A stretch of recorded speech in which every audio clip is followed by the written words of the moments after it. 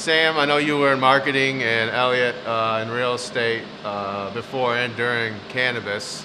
Tell me about when you guys were able to transition fully into just cannabis, and how did that work as far as balancing both, and how it helped you get here? Yeah, definitely a lot of challenges in that process. I moved up from Muskegon, Michigan, and it was kind of on a limb with Sam in hopes that we'd be able to bring our dream to fruition. Thankfully, we received an investment to be able to put this project together, and here we stand today in front of everybody. Yeah, my background was actually in finance. Okay. Yeah, so You're a good marketer. yeah, absolutely, and that takes good for it takes a good marketer to be able to sell finances and complex investments, and I think that's one of the reasons why I was so interested in the cannabis space. There was a lot of new money that was pouring into the space. I was really interested about pushing new technology, how it related to Michigan as a whole, and also being a caregiver since 2008. I saw a lot of opportunities that were waiting exploration. That got me involved with dealing with Elliot. We ended up working together on consulting projects. That's how I transitioned out of the financial services industry. And we ended up realizing quickly that before the MMFLA had completely onboarded, that there was a lot of real estate opportunities. That's how Elliot and I had forged our relationship. And then through there, we decided we had a good working relationship and decided to launch a proof of concept, Fresh Coast Extracts.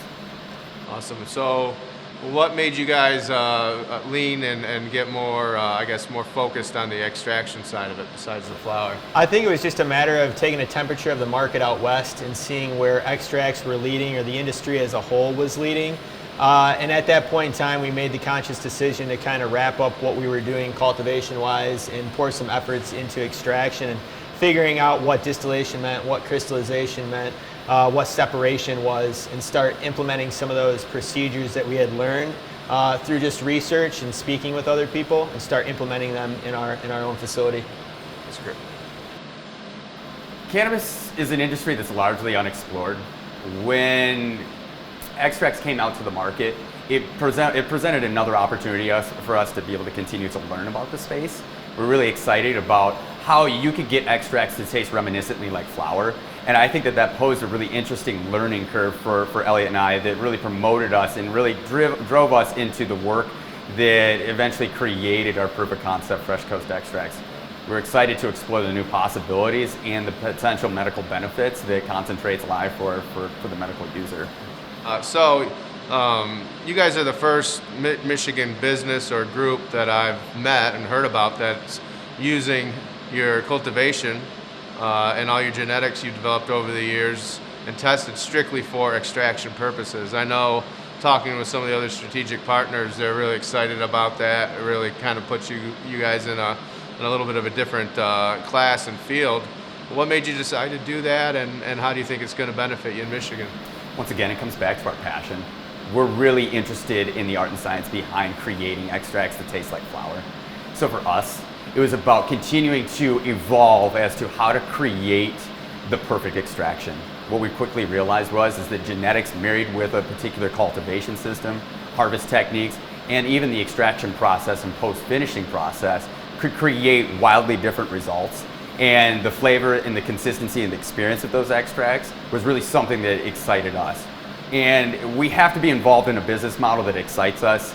Once again, we got into this space because we were really excited about pushing the industry forward and evolving that. And we created a business out of it. You know, we wanted to get involved in something that was going to keep us entertained throughout this project's life cycle. So for us to be able to have in-house cultivation married with a pheno hunt, or the selective breeding processes that are involved, and combined with LA Security and the extraction lab, we knew that we could do some really great things here in the state. That's cool. One of the things I talked about, and I talk about still, when I first got into cannabis in Michigan, as far as out and about, in 2008 the law passed. 2009 I started getting involved in the politics. In early 10 I met so many people. We formed the Michigan Association of Compassion Centers, but there wasn't that many people out there. There was like 10 of us, and there's 20, then there's 30. And so I went away to prison, and Bill Schuette was attacking us, the feds were attacking us, thinking they would cut our legs off. And when I got out, I was just amazed to meet so many new people, young people that have decided to dedicate their lives to it. And it's like, they tried to stop us, but we grew our numbers by the thousands just in a couple of years. So I always like to, I like to tell the story about how we kind of first met. I had met you before that, but you guys called me up to Cedar Township, and Denny couldn't make it, and I remember walking into that meeting with it was over 100 degrees in that old church, and it was like I tell people it's straight out of the 1950s with pitchforks hazing. And Don Bailey was there, newly retired DEA, the county prosecutor, the under prosecutor, the sheriff, FBI agent, and it was wild. I'll never forget that. That was the worst meeting I've ever been to. Me too. Yeah, and I remember you guys just up there battling, and it was something else. I remember leaving at 11, and I know it went on to 1 or 2, and I was driving a rental car with Canadian plates. I was scared for my life. I couldn't wait to get back to Kalkaska. But tell me about, I saw your operation there. You really wanted to be in Solon Township. That didn't work out. How did you pivot? What did that experience do for your resolve? Did it, what happened after I that? think I can speak to that one first and foremost. So me and my wife moved from Muskegon, Michigan up here prior to that event happening in Solon Township. Yeah. So I bought a house close to where I was expecting to work. And on that day in August when they decided that they weren't going to approve our facility, it was kind of like, son of a bitch, what are we going to do next? Yeah. We definitely went out and drank. And then we got back to his house later that night and the next morning and started looking at real estate, trying to figure out what the next move is. We ended up crossing probably 6 different municipalities between Kingsley, Acme, Traverse City. I'm not sure any other ones other than Kalkaska. I think that's 4 or 5 of them before we landed on Kalkaska. But there was definitely a process in vetting real estate in Kingsley that we wasted time on, in Acme wasting time, in Traverse City wasting time. Unfortunately, but Kalkaska welcomed us with open arms. Yeah, I'll just never forget when I saw that sea of opposition, and the only thing I could think to myself is, all this for little old me, and I said it on, in public. And the reason why we had set up there originally was that's where my heritage is. That's where my family's from. That is when Elliot and I had launched our proof of concept. We wanted to take a viticulturistic approach to cannabis. We thought the setting was most important, but what we realized, it was the community that was involved for the industry. And it took a lot of, regrouping, purposeful, calculated moves of being able to find a community that would accept us. Amongst us trying and find many different municipalities that we thought from an optics perspective was going to be beneficial, all the while Kalkaska was quietly opening up its doors with welcome arms. So for us, we eventually found our home here in Kalkaska, which we're really happy that we're situated in now. This place has positioned itself to be a leader in the cannabis community in the state of Michigan. They've created the infrastructure that we need to be successful. And that was the culture that we were ultimately looking for. So I'm happy we landed here. Yeah, I remember running into you guys. You don't remember, thinking back, I was at the Acme meetings you guys were at. I remember Sam talking. I remember seeing you at Traverse City. Just 2 really frustrating municipalities. And this is Kalkaska was late 16 after the MFLA passed. I got up here, met Denny, Cash at the time, Jeff Seeding, the whole group, and Scott Yost, and they were great. I was excited about Kalkaska. I've been talking about it for a couple of years, and I'm no longer with the company that I started with up here, but it built some great relationships. I helped some of your neighbors get their spots, but I'm just so excited to be back and seeing this whole thing in Kalkaska. Business is picking up for the community. They're going to have events, and I think we're going to see a lot of great things come out of Kalkaska. I'm excited you guys are here. Do you guys have any other plans? I know you're focusing on extracting and growing, but anything else? Like what's next after getting going on this? You stay in Michigan? Are you looking at retail? What's your guys' plans? Well, just to wrap up your thought, I mean, it takes a village to make something successful. And what we realized is the communal aspect is vastly more important than what we initially thought. Really, for us, it's about taking our business model and really bridging the gap between the first-time user and the aficionado. We want to give the communities across the state of Michigan a sneak peek of why we embrace this industry as industry-specific participants. And how we're looking to achieve that is through a series of social and philanthropic givebacks to communities, whether it be for exclusive releases, whether it be working with Redemption. We want to be able to have a positive social and medicinal aspects that we can promote in different municipalities across the state of Michigan. We're barred by working with federally funded organizations, so we took the liberty upon us, and that's why we're happy to be working with you and the Redemption team, is because you've taken the initiative to do direct give back initiatives. That's why I'm excited about this partnership. Yeah, no, that was, it's been great. You know, as it wasn't a tough sale, I know we started talking about Redemption, and it was a yes immediately, so, you know, I'm thankful for that, and I know you guys are all in on that aspect of it. But on another note too, I wanted to talk about, because you guys, well, you moved up here, but you're from up here, and in the last 3 years I've been in northern Michigan quite a bit, and I'm watching this attitude from, say, a Leelanau Peninsula, especially Old Mission, Traverse City, all these towns. You know, they look down their noses at Kalkaska, and they're still looking down their nose even on marijuana. Like I think they're starting to figure out that Kalkaska is passing them by. But do you feel like there's a chance for them to even catch up, or is it Kalkaska is going to run away with it up here? I think Kalkaska is running away with it. You know, we've done a lot of scoping on different municipalities in the area.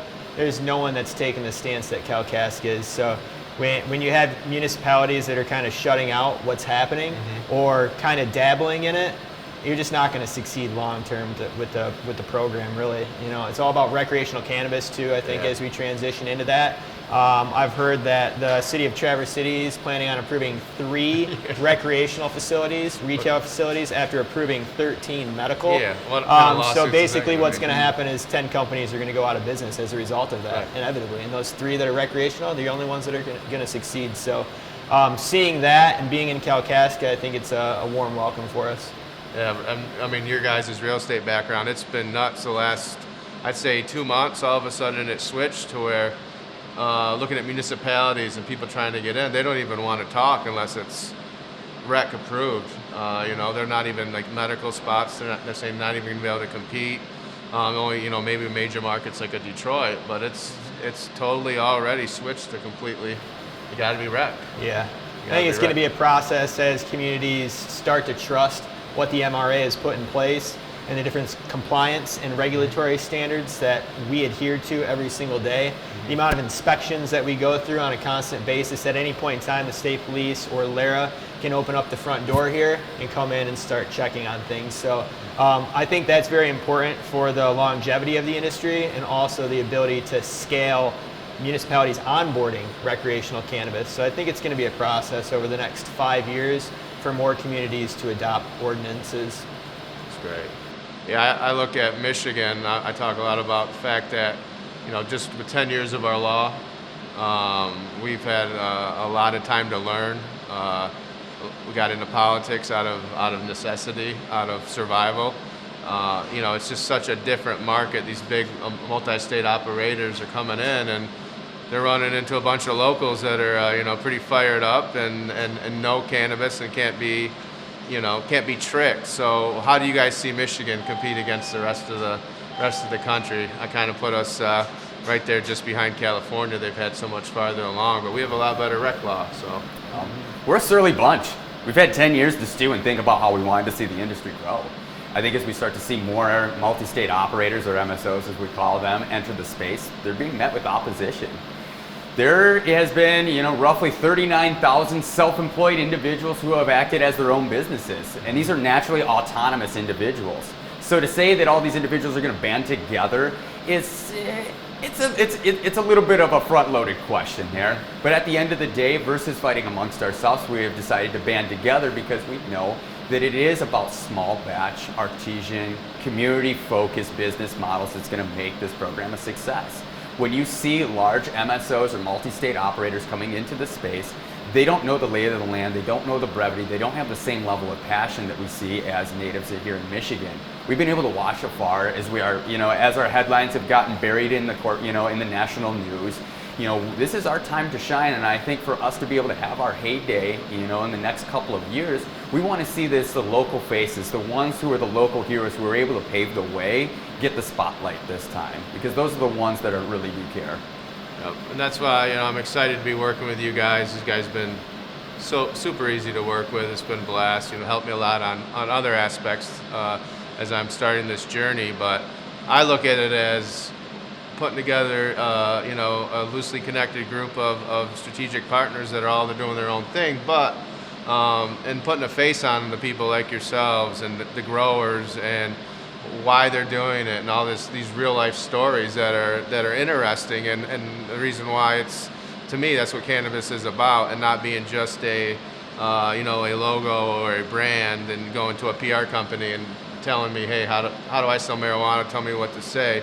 We've seen it, missed it. So so again, thank you guys for jumping on board so quickly and for coming out, of course, with the next thing I want to talk about was the THC diamonds coming back to the market. Michigan's already had, unlike most markets, Michigan consumers, a lot of people already know about them. A lot of other states, they don't know what it is. So tell me about 11-month process to get that approved with Laura. How did that start, and what kind of hoops did you jump through? Several hoops had to be jumped through this process. So the state was very unfamiliar with the diamond mining process right from the get-go. So it was our job to sort of educate regulators and the Bureau of Fire Services as to the procedures that we're carrying out and why they should be approved. So from there, basically what we did is we engaged a consulting company, an engineering firm that deals in mechanical engineering and understands solvents and different mechanical principles that go into creating one of these diamond miners. From there, it was basically sending a brush overview of what this process looked like to the Bureau of Fire Services. From there, it was preliminarily approved based on some standards that we had to meet during the inspection process. After we went through the inspection process and our engineering report that was created for us by the engineers matched up what the Bureau of Fire Services was seeing on site for us, they gave us the approval, and we got to go ahead to move forward with producing that product. Yeah, I'm really excited. I love diamonds myself, but I know the market's ready for it, and the way we're about to launch with Gage is, I can't wait to see the type of reaction it gets and moving forward. I'm excited too. Having met everyone on the Gage team, I haven't met a character I haven't liked. I think they've got the right characteristics, and I think there's a great partnership that's yet to be formed or yet to be seen by the market of Michigan. I think the attitudes and minds of all of us here working together to create some of these new products, it's good. It's an amazing process to be able to see what the reaction from the consumer standpoint is going to be. And I think it's got that. I think it's got that flair where it makes a compromise between our love and passion behind the art and science of extraction and some of these new consumer trends that are starting to surface. And I think the representation through Gage, especially too at the give back, in the facade that Redemption does pose, I think it's going to be a force that we're reckoning with. Yeah, I'm excited. That's one thing we talk about in, talking to you guys. You guys are talking about cannabis, how much you love it. That's one thing when I first met the principals at Gage a couple of years ago, they loved cannabis and they gave that off, and you can tell from their staff and the culture. Everyone that's working with Redemption, that's the one common denominator. We're all from different walks of life, but we all love cannabis. I'm seeing from a lot of these other, bigger companies that are even Michigan-based. I listen to podcast interviews. They never talk about cannabis. They talk about, like their just, best practices, or this person was great in this field.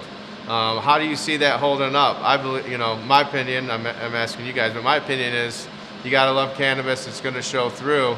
We're going to see 2020 is the year, a year from now. What is it going to look like from the companies that are based on, not really loving cannabis versus, people like us that have dedicated our whole lives to it? Yeah, I think one of the biggest things that we should focus on over the next 5 years is putting efforts into developing our brand and sharing what our story is with customers, because I think a lot of our customers will resonate with that, and they want to hear about what we're doing, how we're doing it, why we're doing it. That's kind of pushed us personally to hopefully in the next 3 months start a YouTube channel about some of the things that we're doing inside of our lab and open up the doors a little bit more, so that people can see what we're doing. That's awesome. Yeah. For us, at the end of the day, it is about the plant. It is about the art and principles of science behind the extraction process. Consumers are largely unaware of the products that they're consuming, and what we've seen in recent headlines is it's gotten a lot of companies into some trouble. speaking to very recently, I've met with some companies, and when we started talking about upcoming projects, upcoming work, they started giving me high-level financial information.